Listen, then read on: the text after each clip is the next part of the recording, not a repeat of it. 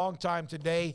Paul Catalina, I'm David Smoak, Craig Smoak, and joined by one of our great friends, Kalani Sitake, head coach at Brigham Young. We're kind of bummed no Brigham Young and Baylor this year after the last couple of years, Coach.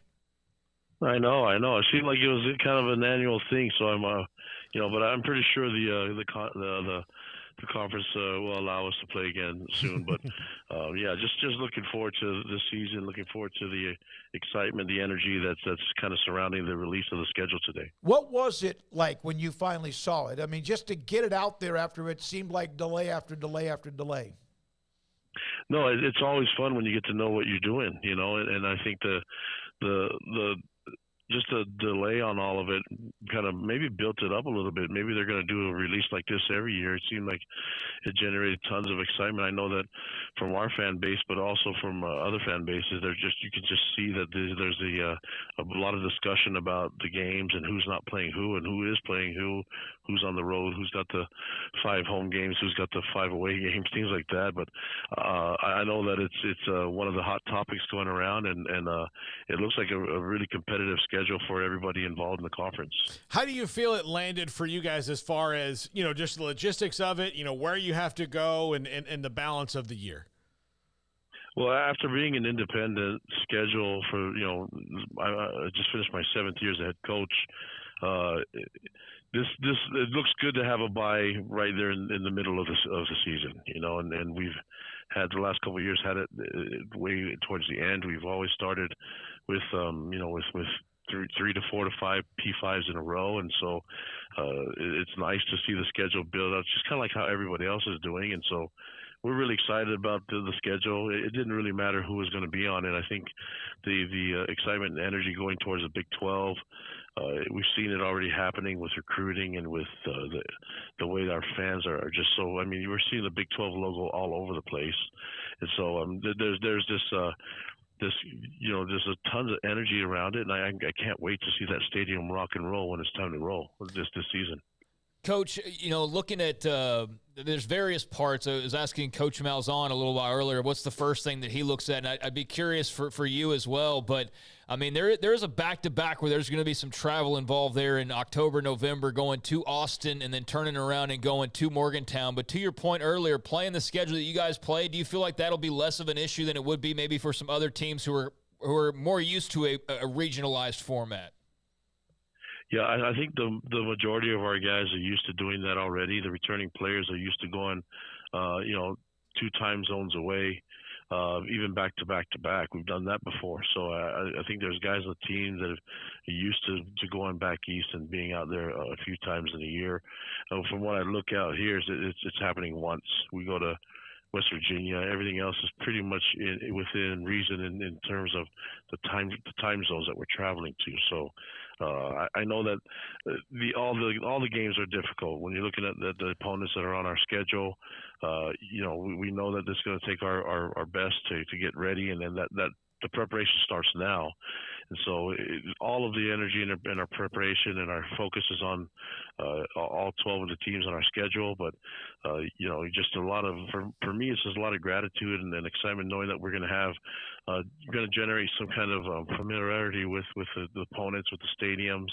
Not this year, but, in the years to come, we'll get used to being in certain places. We've been to Waco before. I know haven't played there, not playing there who knows when, but now we can establish a little bit of connection and being familiar with each other, just like when Aranda brought his crew out here this last season. Yeah, that was an incredible. All Baylor fans who made that trip, Coach, all of them just could not stop raving about the atmosphere and how it'd be great to duplicate that, not only just in Waco, but elsewhere.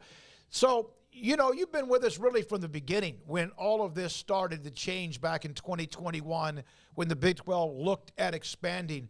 And we've heard your reactions and opinions along the way. Does this kind of bring back that excitement of back in the fall of 21 when you knew it was official, you were starting and joining the Big 12? Of course. I mean, back then it was really exciting, but then it was, hey, that's not for another couple of years, And so it's like saying, hey, we're so excited about Christmas on New Year's Day. You know what I mean? So and now I think now we're rounding the corner where it's like, hey, we actually see it. It's in sight of basically it's the next season. Last year when we played the 2022 season, you still had to put the delay because you know that there's players that aren't going to be playing in the Big 12 and aren't going to be playing the schedule. And now that we're here, this is it. You know, this is the time. We're talking about the schedule. The boys are going to be working out, focusing on the. I mean, our players are really excited about seeing the opponents they're going to play at and the venues they're going to be playing at. They're looking it up, and anytime you can get the guys focused on the season, focused on football, it's a really good thing for our program. And now that it's here, there's no more delay. You just keep working the energy and keep trying to add to it and try to keep them motivated, knowing that it's going to take quite a bit for us to be ready for this. I feel like the focus now is, hey, let's make sure that we show up and we're at our best because it's going to take that in order for us to play this really tough schedule that's coming ahead. Well, Coach, one of the things that jumps out at me is, one of your non-conference games is Arkansas. You play TCU, Tech, and Texas. Those are all back-to-back. Part of me thinks that maybe they thought at the beginning you guys joined the Southwest Conference. You might want to, line up and around the wishbone. I mean, that's fullback, so that's good for you. Yeah, I can't complain about that, man. It'll be a bit of good old throwback to the old days. I can't believe I'm saying that. I feel old right now doing that, Well, I don't back when the shotgun was only done on third and long. I love it. So tomorrow's National Signing Day. I know you can't get into specifics, but when we had Coach Malzahn, we asked him this as well. National Signing Day, there's the new early one in December. How much dramatically different is it because there's the early signing period compared to what tomorrow would be almost a national holiday for college football fans? Well, I think there's two parts to it. The early signing day does take a lot of it kind of splits up the excitement and the celebration of the signings because you get a good portion of your guys signed in December. But then there's also this transition with the portal and new people coming in, and for us guys that are returning home from their missions, where you get a new batch of guys that come in January that you can announce, and then also combination with the guys that you sign in February. So I think those three time periods from December, January enrollment, and first Wednesday in February, the signing day, I think that kind of completes all of it, but you can really talk about the January enrollment newcomers is in combination with the guys that we're signing towards the end, because it used to be only that one, and you just kind of make a big announcement. But now we've had a big announcement with the majority of our guys that are signed. But now we can make another announcement with the majority of our guys that are on our program right now. Is it kind of cool to get Texas back on your schedule for at least this 1 year?